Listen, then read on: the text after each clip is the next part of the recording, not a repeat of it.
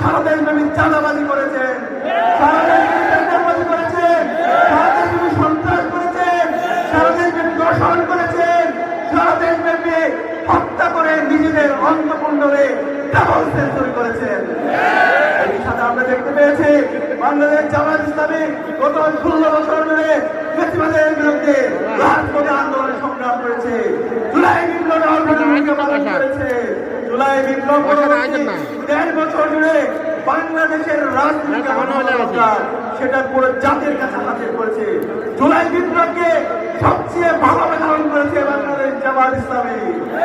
বিপ্লবের প্রত্যেক শহীদের কাছে আমিরা জামাত ডাক্তার শফিকুর রহমান গিয়েছেন, শহীদ পরিবারের কথাগুলো শুনেছেন, শহীদদেরকে নিয়ে স্মারক বের করেছেন, শহীদদের আকাঙ্ক্ষার আলোকে বৈষম্যহীন ইনসাফভিত্তিক বাংলাদেশ নির্মাণ করার জন্য তিনি কাজ করে যাচ্ছেন।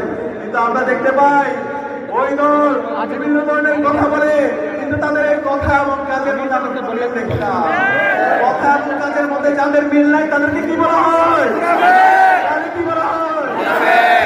সাবধান করছি, এই নতুন বাংলাদেশ যদি রাজনীতি করতে হয়, জুলাইকে ধারণ করতে হবে, শহীদদের আকাঙ্ক্ষা ধারণ করতে হবে, গণভোটে হায়ের পক্ষে অবস্থান পরিষ্কার করতে হবে।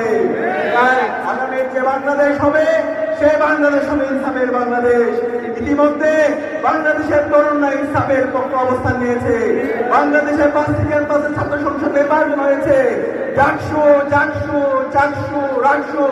সর্বশেষ জকসুতে ইনসাফের পক্ষে বাংলাদেশের 4 কোটি তরুণরা তারা ইতিমধ্যে অবস্থান পরিষ্কার করেছে।